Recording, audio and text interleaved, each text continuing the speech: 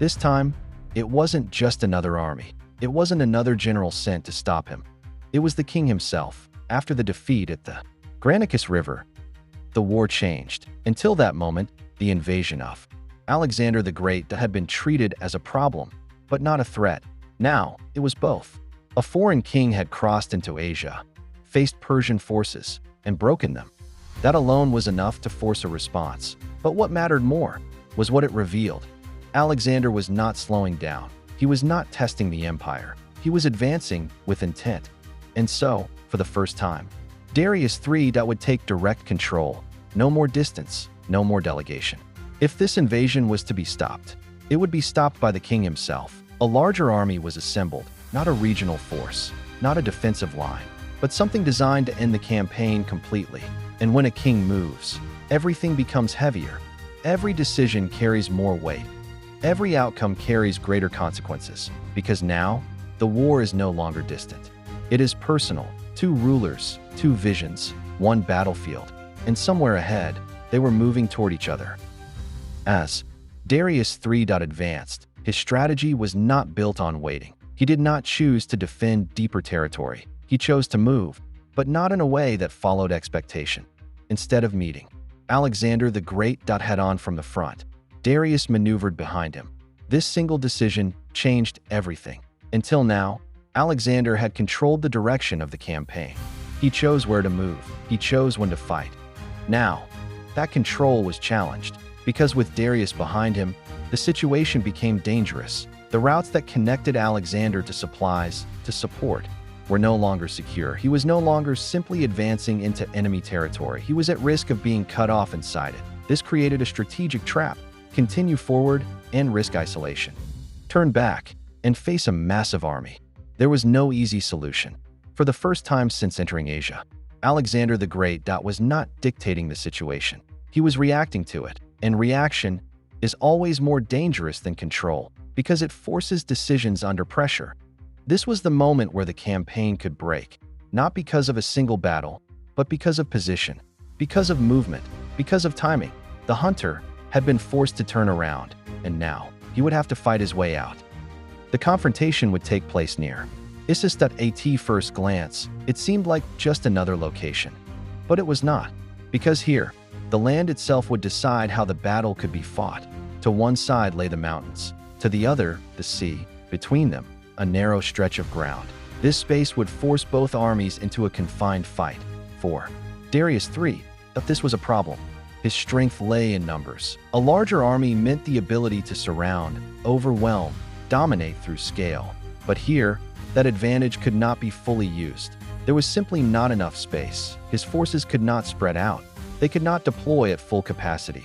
They were compressed, restricted, limited. On the other side, Alexander the Great commanded a smaller, more tightly organized force, one that relied less on numbers and more on coordination and control. In open terrain, this difference might have been dangerous. Here, it became an advantage because the battlefield had removed imbalance. It had reshaped the conditions of the fight. This is what makes Issus so important, not just who fought, but where they fought. Because sometimes, the land decides what the armies cannot. As both armies formed and advanced, the moment finally arrived. On one side stood Alexander the Great. On the other stood Darius III. This was no longer distant command. Both leaders were present. Both could see the battle unfolding. Both knew what was at stake. The engagement began with direct contact between the forces. Lines met. Pressure built. Within the narrow terrain, movement became restricted. There was no space for wide maneuvers. Everything became focused, compressed, intense. At this stage, discipline mattered more than numbers. Coordination mattered more than size. And as the pressure increased, Alexander the Great made a critical decision. He did not spread his forces evenly. He concentrated them. He focused his strength toward a specific point, the center, where Darius III was positioned. This changed the nature of the battle. It was no longer just about breaking a line. It became an attempt to reach the king himself. As the Macedonian forces pushed forward, the distance between the two rulers began to close. This was the most dangerous moment of the battle, because if Alexander failed, his army would collapse. But if he succeeded, the entire Persian structure could break. This was no longer just a fight. It was a direct challenge, king against king. At a critical point, the pressure became too great. The Persian center began to weaken. The line started to lose stability, and in that moment, Darius III faced a decision that would define the battle: remain and risk capture or death, or withdraw and preserve what remained. He chose to withdraw, and that single decision changed everything. Because in ancient warfare, the king was not just a leader, he was the center of the army's structure. The moment he left the battlefield, cohesion broke. What followed was not an organized retreat.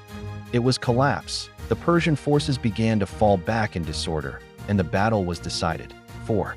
Alexander the Great. This was more than victory. It was transformation. He had not just defeated a force, he had forced the King of Persia to flee. The psychological impact of this cannot be overstated. The empire still stood, but its leadership had been shaken, and more than that, something else happened. The royal family of Darius was captured. This changed the war entirely, because now, the conflict was no longer distant. It was personal. From this moment forward, the war would not be about stopping an invader. It would be about surviving him. He didn't just win a battle. He forced the King of Persia to run. Alexander the Great. And now, there is no turning back.